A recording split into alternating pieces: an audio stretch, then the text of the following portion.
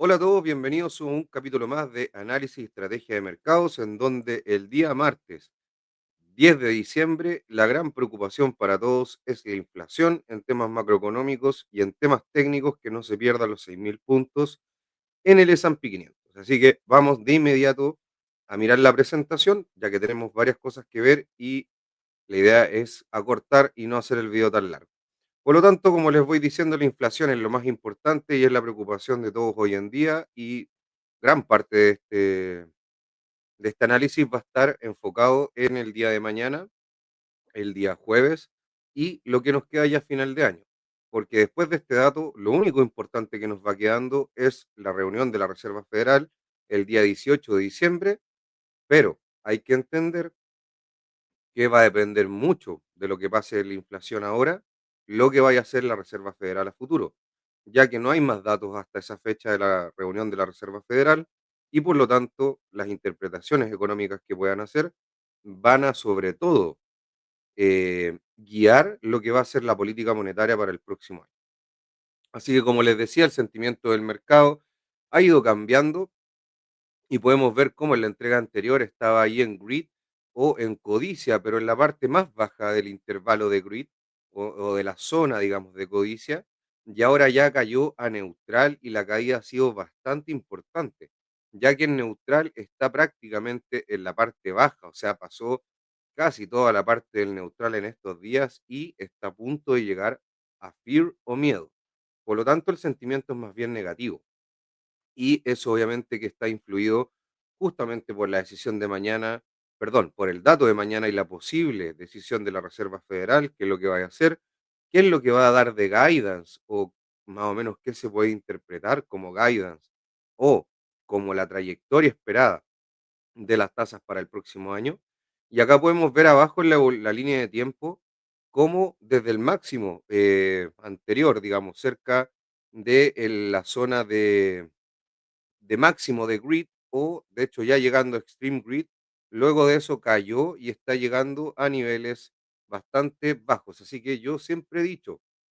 que el sentimiento de mercado es bastante,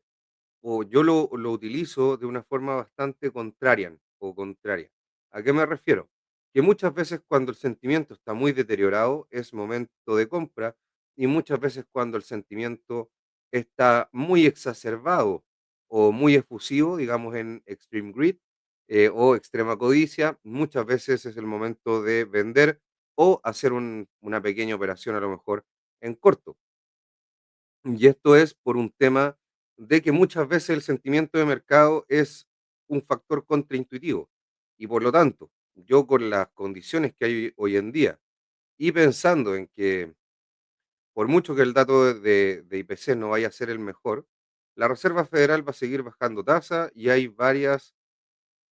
indicativos que podrían decir de que podríamos tener un buen cierre de año y que el próximo 2025 no sea un mal año. Hay que recordar que la estacionalidad ahí en enero es positiva y en febrero es negativa. Pero yo generalmente cuando hay mucho miedo creo que es buen momento de compra y cuando hay mucha codicia creo que puede ser un buen momento de venta y a lo mejor revisar nuestra cartera. Ahora vamos a los niveles de opciones, como siempre, ya que es algo que es muy interesante y que me gusta que ustedes vayan aprendiendo y vayan asimilando cada vez más. No a lo mejor operar estos instrumentos que pueden ser un poco más complejos y obviamente más rentables, pero también más riesgosos, pero por lo menos que entiendan cómo se mueve este mundo y digamos en niveles por lo menos y cómo influye esto en la operativa, digamos, de los índices o los movimientos que podría tener el mercado. De hecho, acuérdense muy bien del nivel de volatility trigger, que es el último, y vamos a revisar qué es lo que ha pasado con estos niveles en el gráfico. Entonces, como les decía, los niveles de Colwell o la resistencia principal a nivel cuantitativo sigue siendo de 6.100, está igual que la vez anterior, pero se ve que hay ya construcciones mucho más hacia arriba y cada día se van haciendo construcciones más hacia arriba, por lo tanto es un indicio, aunque eso no es una certeza de que vaya a pasar, hay una cierta mayor probabilidad, porque hay gente que está viendo esto, de que el índice siga subiendo en el futuro. Ahora la put wall, que es básicamente nuestro soporte más importante, está en los 6.000 puntos y a pesar de que el día lunes y martes no han sido positivos para la renta variable, no hemos llegado al nivel o a probar estos 6.000 puntos y por lo tanto siguen siendo una zona que se superó y que no se ha vuelto a ella y vamos a ver mañana qué es lo que pasa, que eso puede ser relevante en caso de que sea un dato muy negativo y el mercado entre en pánico, podrían haber ventas que podrían llevar a los precios a ese nivel. Pero también podría suceder lo contrario, que ya lo peor está descontado, que el dato va a estar dentro de lo esperado, y eso sí podría a lo mejor hacer que hayan un poco de alzas o por lo menos que se calme un poco el mercado, ya que ahí vamos a ver las expectativas que hay, ya están incorporadas la mayoría en los precios. Entonces, como les decía, la resistencia em, secundaria antes estaba en 6.090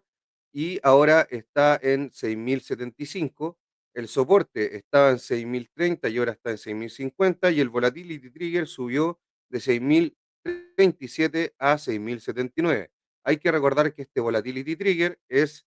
relevante para que no tengamos, digamos, mayores eventos de volatilidad y justo vamos a ver después en los índices que ese nivel se perdió y justamente la volatilidad aumentó. La relación put-call o el ratio put-call, que básicamente es el ratio entre estas opciones de compra y venta. Y acá nos dice el gráfico que la media móvil de 10 días de la relación put-call o el ratio put-call de acciones, que es la línea negra y roja, que había comenzado a aumentar desde lo cerca de los mínimos del año. A fines de octubre volvió a bajar hace 4 semanas em, y cayó esta semana al nivel más bajo desde julio, que fue el menor desde abril del 2022, lo que indica que los inversores siguen relativamente despreocupados por la protección a la baja frente a la captura de retornos al alza. Algunos podrían decir complacientes. Básicamente lo que nos quiere decir este ratio en los niveles que está es que no hay mucha protección a la baja, o sea, no hay mucha cobertura ante posibles caídas, ya que muchos están pensando de que el índice va a seguir subiendo y por lo tanto em, justamente el capital lo concentran en que puedan haber alzas y que obtener esos retornos, capturar esos retornos, más que cubrirse a la baja en caso que hayan caídos de mercado. Y generalmente estas coberturas, obviamente que tienen un costo, y obviamente ese capital lo prefieren utilizar en instrumentos que le hagan obtener retornos si el índice sube. Entonces, este ratio nos quiere decir de que hay un sentimiento, por lo menos en el mercado de opciones de que los inversores tienden a pensar de que va a seguir subiendo el índice y no es necesario o no es tan necesario cubrirse. Otra cosa que es interesante es la estacionalidad. Estamos en un periodo estacionalmente alcista. El mes de diciembre estacionalmente es el más alcista del año y como lo hemos dicho también anteriormente, en años de elecciones y que ya el primer semestre se subió más de un 10%, generalmente nunca baja. Pero justo estamos en un momento como se ve ahí, que básicamente es un zoom hacia el comportamiento estacional de diciembre y estamos curiosamente en el peor momento estacional del mes. Y después de eso viene un rally bastante importante justo a partir del día 17 de diciembre y yo creo que en este caso va a ser a partir del día 18 con la Reserva Federal y la posible bajada de tasas de 25 puntos básicos que vamos a revisar después. Por lo tanto, estamos en un periodo alcista, pero justo ahora estamos en un periodo de dudas. Y estas dudas este año vienen por la inflación y los recortes de tasas. Por ejemplo, en el primer mandato de Donald Trump, estas dudas fueron justamente por las tarifas y eso provocaron bastantes liquidaciones y un índice que bajó, cosa que nunca pasa o no es muy probable que pase en el mes de diciembre, pero pasó. Por lo tanto, siempre esto de la estacionalidad es que nos da una mayor probabilidad de que tengamos estas alzas, pero obviamente que no nos dice que esto vaya a suceder sí o sí, sino que nos aumenta las probabilidades. Y acá la demografía, que es algo clave, que yo siempre creo que hay que estar mirando, ya que generalmente los periodos alcistas de mercado son em, cuando hay cambios demográficos o cuando las generaciones o estos famosos intervalos de gente que nace en ciertos años están llegando a sus puntos máximos de consumo. Entonces acá nos dice Bloomberg que se espera que los millennials nacidos entre 1981 y 1996, que yo creo que es la gran mayoría de los inversores hoy en día, hereden más de 45 billones de dólares para el 2048, incluidos unos 3,9 billones de dólares solo este año. Por lo tanto, ahí se ve que los millennials están pasando a ser la mayor generación en cuanto a activos que están invertidos. Y eso obviamente que es muy importante, ya que hay que entender las características de consumo que tiene este segmento de la población para poder entender a lo mejor ciertas empresas que podrían tener un mayor éxito. Y eso está dentro de unas temáticas que me gusta analizar mucho a mí. Así que yo creo que este es un factor clave que no muchos ven y a lo mejor muchos pasan por alto. Yo lo estaría mirando un poco más de cerca. Pronósticos para el S&P 500, acá podemos ver en donde Oppenheimer acaba de subir su pronóstico al rango más alto de 7100, pero también podemos ver que el rango total de lo que esperan,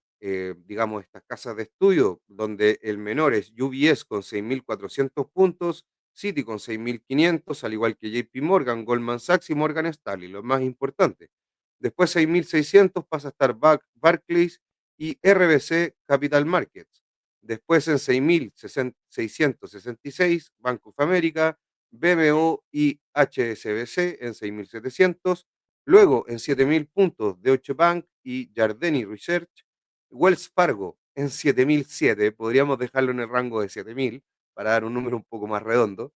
Esos 7 puntos son un poquito presumidos. Y Oppenheimer en 7.100. Por lo tanto, podemos ver que el rango total de estimaciones que tenemos para el S&P 500 en 12 meses a fines del próximo año está entre los 6.400 puntos y los 7.100, y ambos rangos nos dice, o sea, este rango completo y ambas puntas, digamos, o ambos máximos y mínimos que tiene este rango, igualmente están sobre el nivel que tiene actual el índice, por lo tanto, las estimaciones más pesimistas siguen siendo alcistas. Otra cosa interesante acá que tenemos para el S&P 500, que los clientes de Bank of America fueron grandes compradores netos de acciones estadounidenses, más alrededor de 6,4 mil millones de dólares por quinta semana, con la sexta entrada más grande del 2008 y la mayor desde septiembre. Eso es lo que le estaba diciendo yo, que a pesar de todo hay varios operadores, researchers o institucionales que están pensando en que van a haber más subidas y por lo tanto están aprovechando de entrar en las liquidaciones o estos famosos buy the dip. Tanto los clientes institucionales como los fondos de cobertura, o sea, justamente lo que les decía yo, los clientes más importantes que manejan los grandes fondos o los fondos de cobertura, más conocidos como hedge funds, fueron compradores por primera vez en 2 semanas y tercera semana consecutiva respectivamente, mientras que los clientes privados fueron vendedores en línea con las tendencias históricas de salidas máximas de clientes privados en diciembre en medio de ventas por pérdidas fiscales. Ahí tenemos que está diciéndonos esta gráfica y nos está diciendo Bank of America que los clientes institucionales están comprando, los hedge funds están comprando y los minoristas están vendiendo. Así que ahí yo creo que hay que revisar qué es lo que están haciendo los grandes inversores y a lo mejor pensar un poco más en seguirlos que creerse más listos. Esta semana de resultados, y de hecho eso lo digo no de forma irónica, sino que lo digo porque hay muchas investigaciones que dicen que el inversionista retail al final termina ganando menos dinero que el inversor institucional por falta de información y por justamente a veces creer que pueden ser más listos que estas grandes empresas que obviamente tienen mucho más recursos que un inversor privado. Por lo tanto, yo creo que un inversor privado o un inversor retail debería tratar de conseguir la mayor cantidad de información posible, la mayor cantidad de opiniones, etcétera, y incorporar esto en su proceso de inversión, porque obviamente es lo que hacen todos los grandes inversores. A pesar de que yo pueda tener mi propia tesis, obviamente que tengo que escuchar al resto para ver si es que a lo mejor puedo estar equivocado, ver otros puntos de vista, ya que el mercado es muy complejo y no podemos darnos en el gusto de no tomar algunas opiniones en cuenta, ya que nosotros podemos estar muy equivocados y siempre hay que estar abiertos a ello, si no el mercado a veces te enseña a hacerlo. Entonces acá esta semana de resultados nos dice que el día lunes teníamos la entrega de resultados de Oracle. El día de hoy, la más importante, obviamente que hay más entregas, pero es la que voy a mencionar y de hecho la vamos a revisar en la diapositiva siguiente. Hoy día lo más importante, no tanto porque sea una empresa de gran peso, sino que porque es una empresa muy seguida por el inversor privado, por Roaring Kitty, un famoso youtuber de Estados Unidos, y es GameStop. GameStop obviamente que se va a llevar la mirada de los inversores, sobre todo, como dije, los más minoristas, ya que GME es una acción que les encanta. Después, el día de mañana, tenemos Adobe, que es una gran empresa que es muy importante, ya que al igual que Salesforce, que la revisamos en la semana pasada, son empresas de software que están incluyendo la inteligencia artificial en sus productos y por lo tanto que tengan éxito y que los clientes de ellos, o sea, los usuarios, tanto sean empresas como personas, negocios B2B o B2C, puedan en el fondo utilizar esta nueva tecnología, adoptarla y que los vuelva más productivos y que quieran pagar por ella. Esto obviamente va a ser un efecto multiplicador en todas las empresas tecnológicas en base de la inteligencia artificial. Y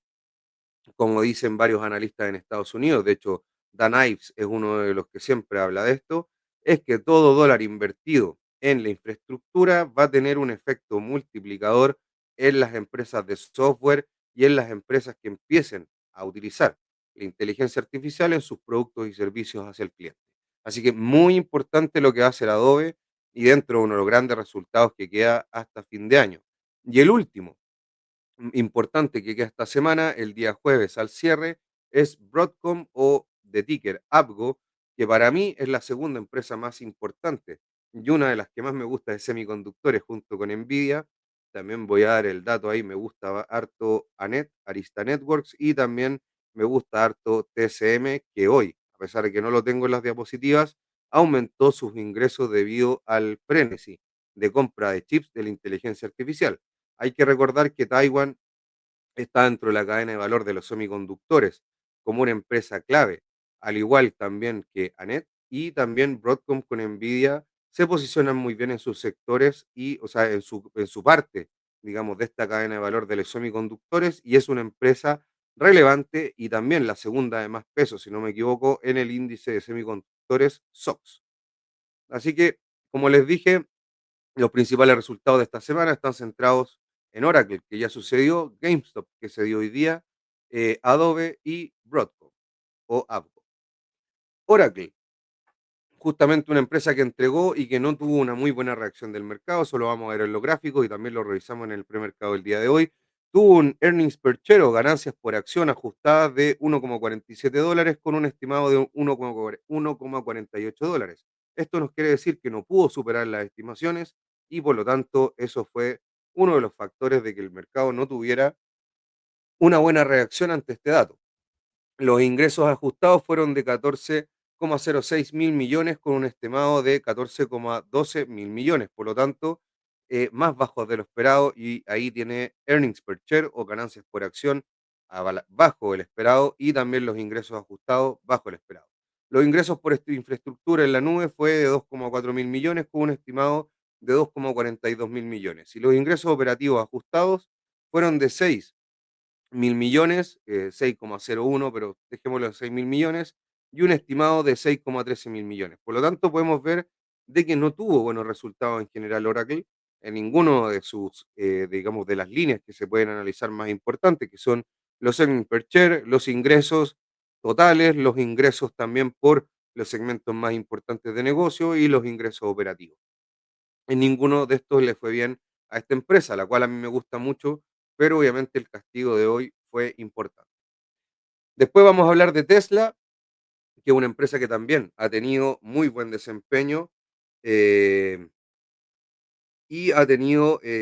muy buen desempeño ahora este año y lo que está haciendo a futuro también da muy buenas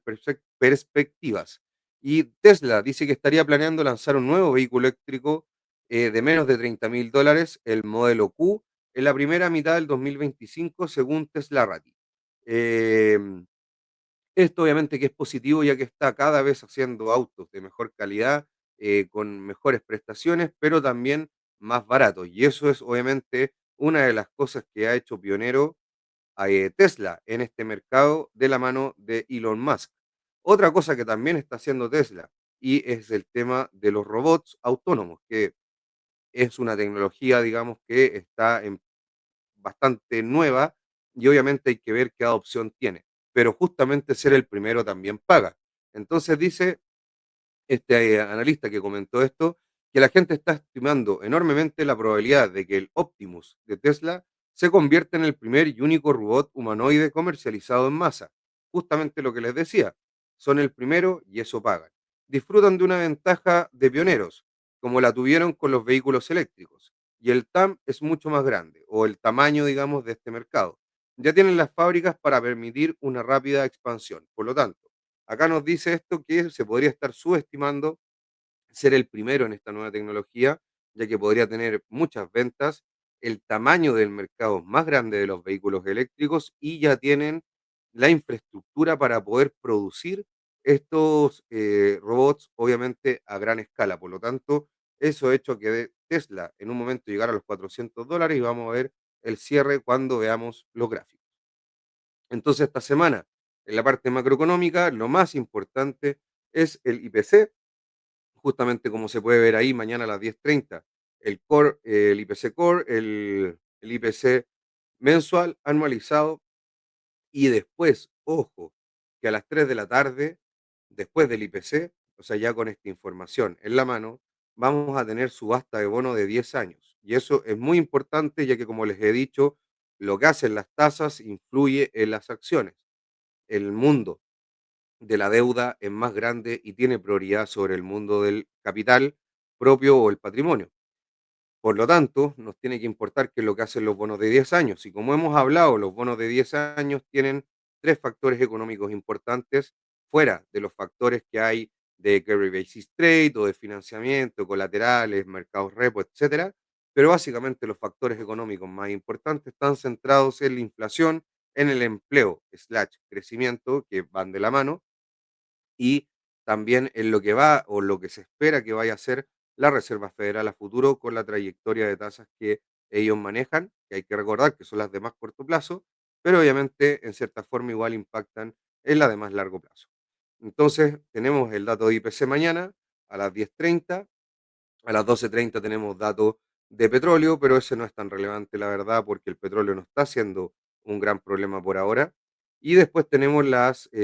notas de 10 años. Y después el día jueves tenemos Initial Jobless Claims, básicamente peticiones iniciales de desempleo, lo cual va a ser importante para ver lo que está haciendo el mercado laboral. Y el Initial Jobless Claims o las peticiones iniciales de desempleo justamente van en línea con los despidos que está habiendo en la economía, ya que obviamente una persona la despiden y posteriormente va a pedir su seguro de cesantía, y eso obviamente que es importante, ya que cuando hay destrucción de empleo es porque la economía no va bien y el crecimiento se puede ir deteriorando a futuro. Yo creo que eso es importante también para la Reserva Federal y tomar su decisión de política monetaria, ya que hay que recordar que tienen doble mandato de dejar la inflación al 2%, pero también tener pleno empleo. Y después tenemos el PPI o el IPP, que básicamente es como el IPC, pero hacia los productores, y el IPC con el IPP son los principales insumos para construir el PCE, que es la métrica favorita de la Fed de inflación, junto con una parte de la balanza comercial, que justamente son las importaciones y la exportación. Y después de eso, a las 3 de la tarde, al igual que el día martes, o sea, perdón, miércoles, vamos a tener la subasta de bonos de 30 años y por lo tanto, eso también va a ser importante ya que la tasa de 30 años es una de las de más largo plazo, pero obviamente que influye en la de 10 y es la de 10, es la que generalmente se mira mucho en el mercado como una tasa referencial de largo plazo. Por lo tanto, muy importante el IPC, muy importante el IPP, la subasta de 10 y de 30 años que vienen y las peticiones iniciales de desempleo, todo concentrado en el día miércoles y el día jueves. Los pronósticos del IPC, ¿qué es lo que se espera para este dato tan importante de mañana? Dan una inflación de 0,27 mensual y 2,7 anualizada para el IPC, mientras que para la inflación core o el IPC core, el panorama, el IPC core básicamente em, excluye los elementos más volátiles de la canasta, como lo son los alimentos y la energía. Entonces, mientras que la inflación core en el panorama mensual es de 0,27%, lo mismo que para el IPC normal, mientras que el anualizado está en 3,3%. Y acá obviamente tenemos un poco más de problemas, ya que 3,3 es un dato que no es muy positivo, ya que estamos pegados en el 3, de hecho estaría subiendo un poco más la inflación core anualizada con el dato de mañana, en caso que llegue a ser este dato, el esperado. Y obviamente que esto podría provocar cambios en las expectativas de recorte de tasas o una Fed que lo piense más antes de seguir con sus recortes. Obviamente también es importante lo que hay pasando en el mercado laboral, pero hoy en día el IPC está tomando una relevancia predominante. La inflación está muy lejos del objetivo de la Fed, que justamente es un 2%, y estaría en el anualizado del Supercore en 3,3. Por lo tanto, ahí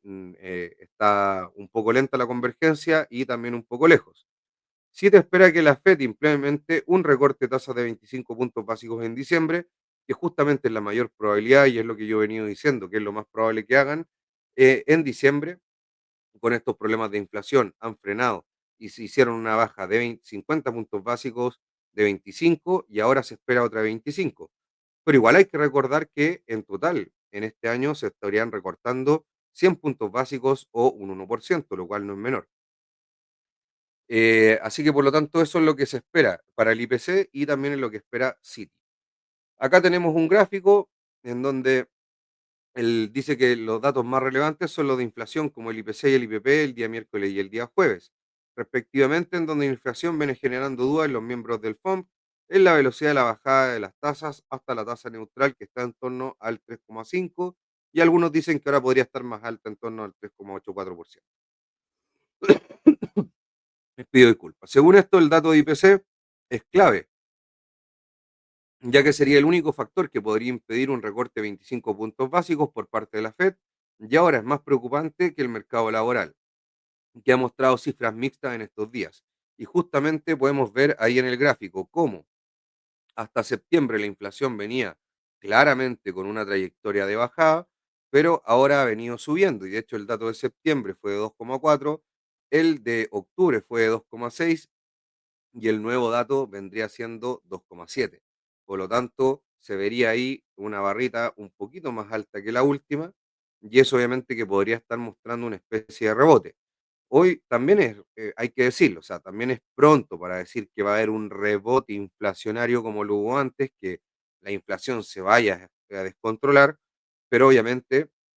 que también nos está diciendo que no está llegando al 2% y que a lo mejor esto va a ser un poco más difícil. Yo lo dije varias veces antes que por varios modelos económicos se podía predecir o se podría suponer que la tasa neutral, perdón, que la tasa objetivo de la Reserva Federal tendría a lo mejor que haber subido posterior al COVID, ya que hubieron cambios estructurales en la economía que no han permitido justamente que la inflación llegue a este 2%. ¿Cuál sería lo que tiene que hacer la Fed para poder acelerar esto? Es tener las tasas altas más tiempo, pero también eso puede deteriorar mucho el mercado laboral, y cuando el mercado laboral comienza un punto de deterioro muy importante, podría ser una espiral que sea muy difícil de parar, negativo en el empleo, y obviamente que eso mermaría el crecimiento y podría a lo mejor ser algo recesivo. Expectativas de inflación, que esto es muy importante, ya que la Reserva Federal lo que más le importa son las expectativas de inflación, ya que ellos siempre miran hacia adelante, ya que tienen que tener la inflación en el 2% en los próximos 2 años, 12 meses. Y acá dice que las expectativas de inflación a un año de la Reserva Federal de Nueva York subieron en noviembre del 2,97% con un anterior del 2,87%, por lo tanto un 0,1%. Expectativas de inflación a 3 años subieron al 2,6% con un dato anterior del 2,5%, y las expectativas de inflación a 5 años subieron a un 2,9%, donde previamente estaban en un 2,8%. Por lo tanto, eso nos quiere decir que justamente las expectativas de inflación están subiendo un poco y eso es preocupante para la Reserva Federal. De hecho, una de las cosas por lo cual la Reserva Federal no se había preocupado tanto em, con los primeros datos que mostraron que la inflación no estaba siguiendo una trayectoria clara hacia el 2%, fue, o sea, no lo tomó tan en cuenta o no, digamos, tuvo una reacción tan importante porque las expectativas se mantenían ancladas, digamos, en la parte más abajo y no estaban subiendo. Justamente ahora está pasando eso y vamos a ver cómo reacciona la Reserva Federal. Las expectativas de crecimiento siguen estando al alza, en donde la Reserva Federal de Atlanta que se situó en la línea de su estimación del tercer trimestre del PIB y apenas una décima por debajo de la primera estimación para el segundo trimestre, actualiza su estimación del PIB del cuarto trimestre, digamos, para el último trimestre de este año, para reflejar el informe de comercio mayorista sin realizar cambios y dejándolo en 3,3%. O sea, en términos simples, la estimación para el último trimestre de crecimiento es de 3,3%. Hay que recordar que en un momento estuvo en 2,6, 2,7% y por lo tanto ha tenido varios ajustes al alza. Y este es el nivel más alto desde que comenzó a seguirse. Acá está el desglose de cómo ha ido cambiando estas estimaciones, en donde el consumo crecería un 2,21%, el gasto gubernamental crecería un 0,41%, las exportaciones netas aumentarían un 0,28%, la inversión fija no residencial o el gasto empresarial aumentaría un 0,2%, la inversión residencial aumentaría en un 0,16% y los inventarios también aumentarían en un 0,08%. Por lo tanto, esto nos dice que lo que espera la Reserva Federal de Atlanta, en base a estos datos, que justamente fueron los de comercio, el informe de comercio mayorista, actualizó su modelo y sigue dando un crecimiento esperado del último trimestre de un 3,3%.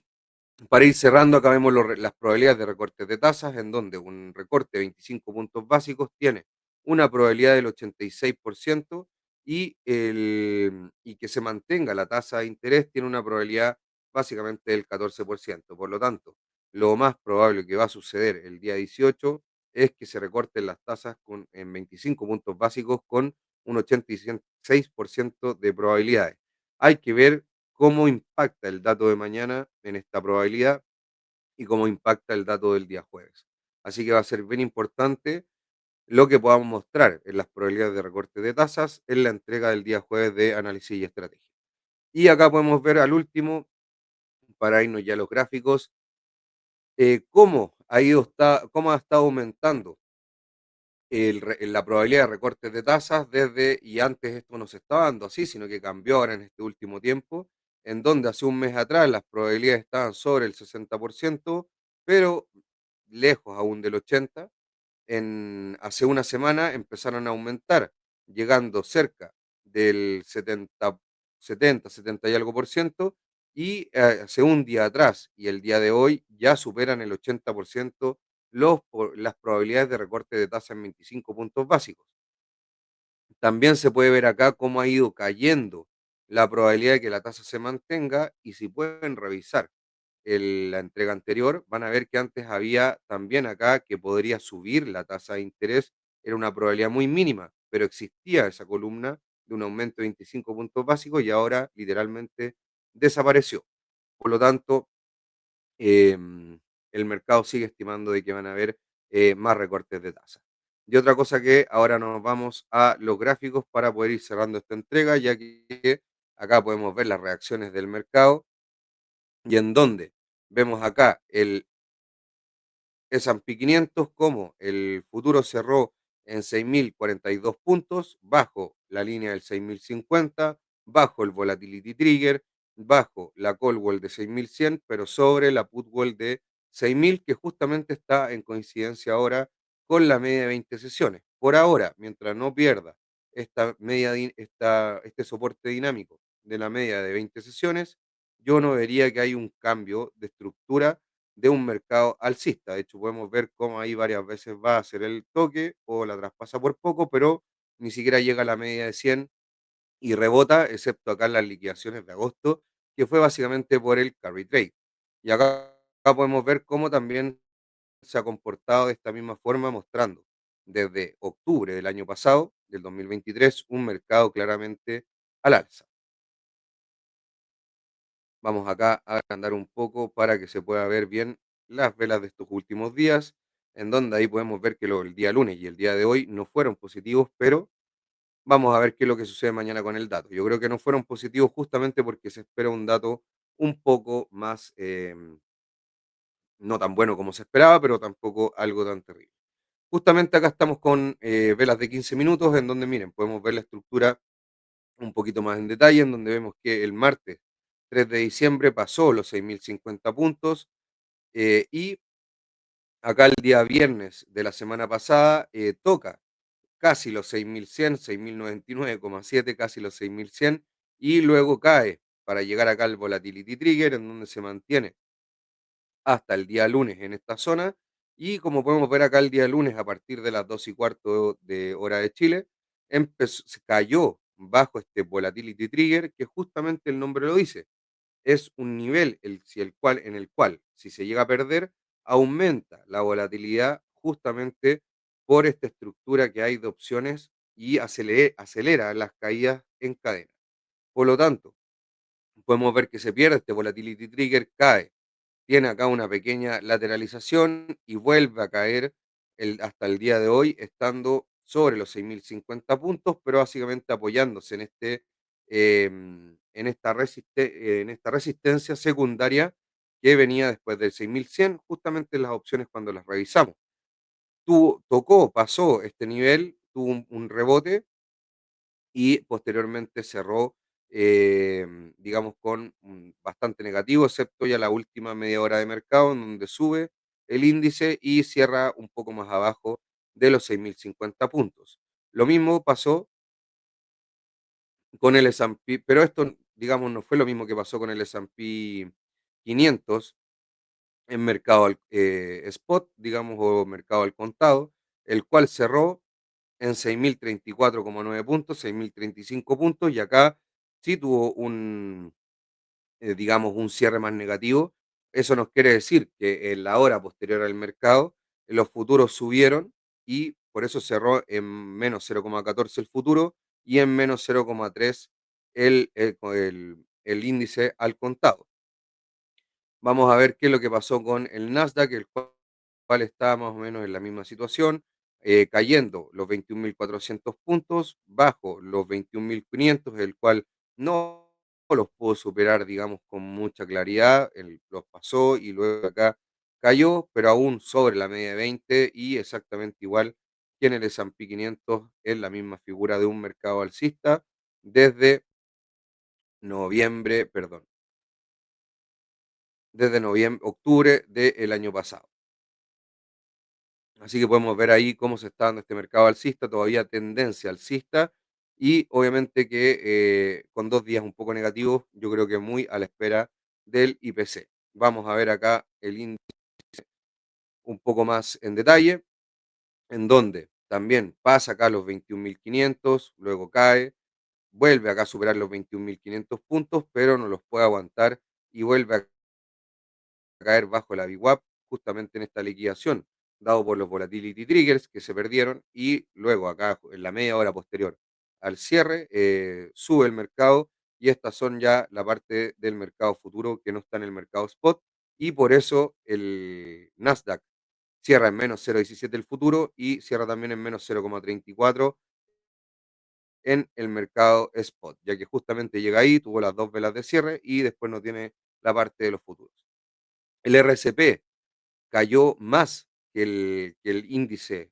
digamos, market cap o por capitalización de mercado, como el SPX, en donde el RSP cayó un menos 0,6 y el S&P 500 cayó un menos 0,3. Esto nos quiere decir que se está perdiendo amplitud de mercado y que básicamente hay algunas empresas tecnológicas que son las que están sosteniendo todo. Acá el índice SOX, que es el de semiconductores, cayendo bastante más que el Nasdaq, menos 2,3 por menos 2,4% prácticamente, y la industria de los semiconductores con bastante debilidad hace ya un tiempo,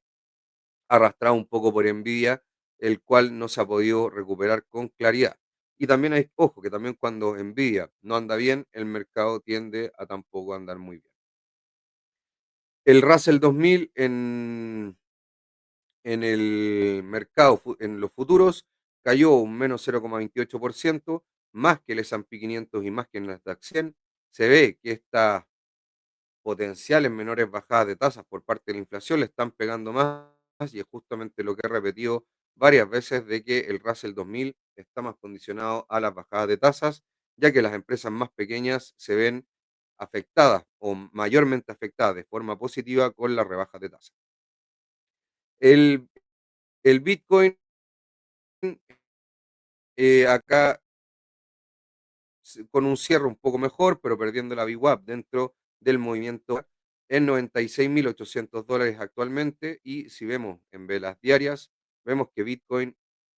está ahí justo perdiendo un poco la media de 20, pero aún en zona. Así que muy relevante lo que está haciendo Bitcoin y cómo esta media de 20 sesiones, este soporte dinámico, está acompañando al alza a este instrumento. Obviamente que ha costado nuevamente superar los $100.000 y sostenerse por encima de ese precio. Vemos que el oro justamente ha tenido 2 días de mucha alza y eso nos dice la tesis que estábamos diciendo, ya que como lo he dicho, el oro es justamente una cobertura ante la incertidumbre, en este caso incertidumbre monetaria, y también se sabe que el oro tiene mucho que ver con cobertura de inflación. No es una excelente cobertura de inflación, pero se hace un poco o en cierta manera el trabajo. Hay mejores formas de cubrirse, pero el oro es algo que tiene mucho tiempo y básicamente el mercado siempre lo mira cuando hay incertidumbres de inflación y de algún otro tipo, como lo he dicho ya varias veces. Y justamente el día lunes y el día martes subió por la incertidumbre que hay de este IPC, por la incertidumbre inflacionaria y haciendo su trabajo de cobertura de manera increíble el oro. El VIX subiendo un poco con un día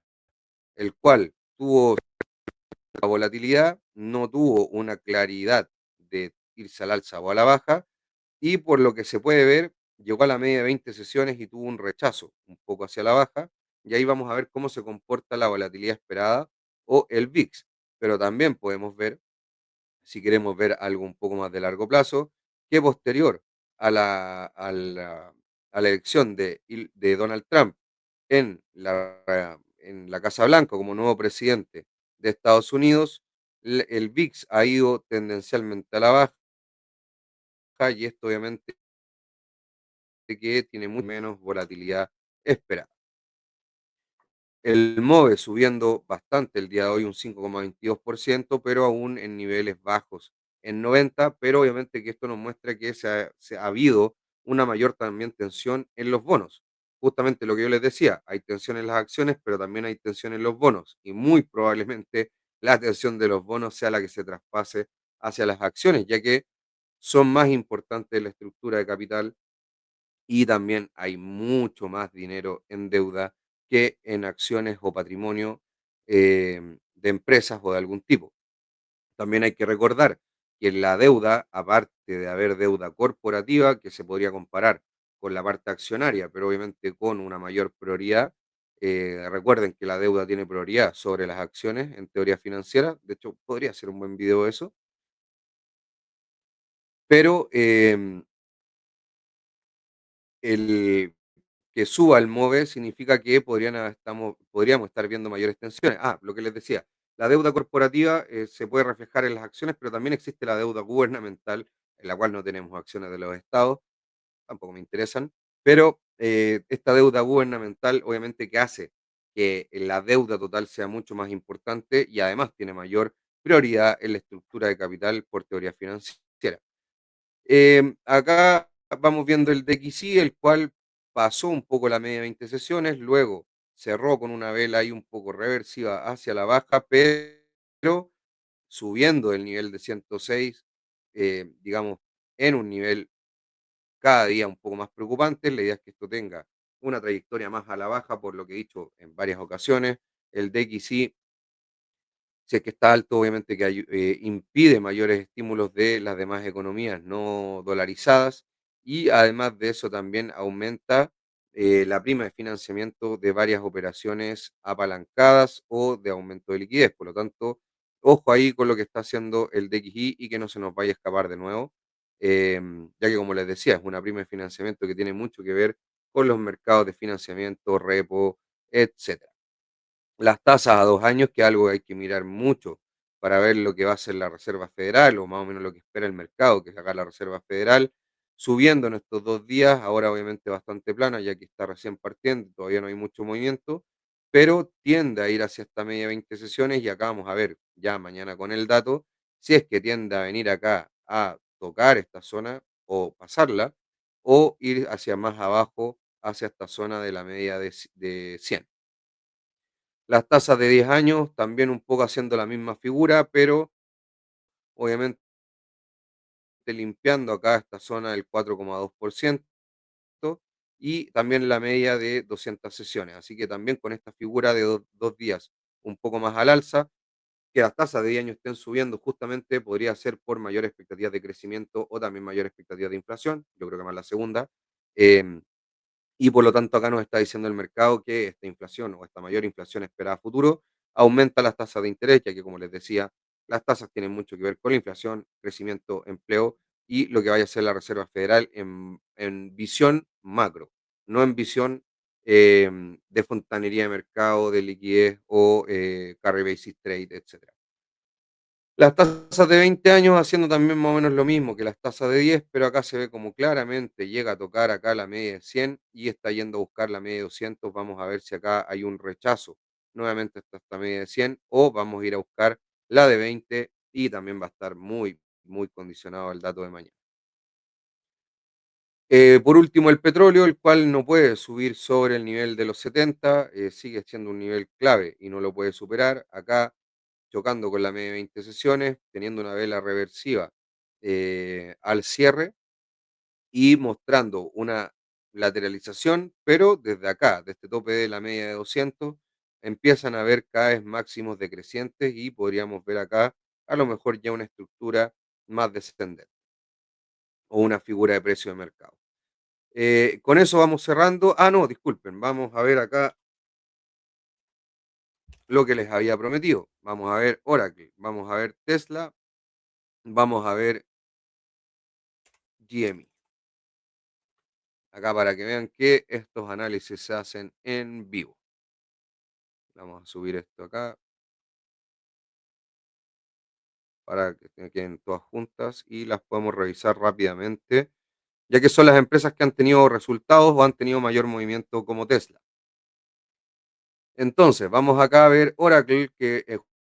justamente en velas diarias tenemos cómo, después del resultado, tuvo esta liquidación en premercado, o en, perdón, en postmercado y premercado, o sea, justamente no en el mercado spot, vemos cómo tuvo una vela al alza en el mercado spot diario,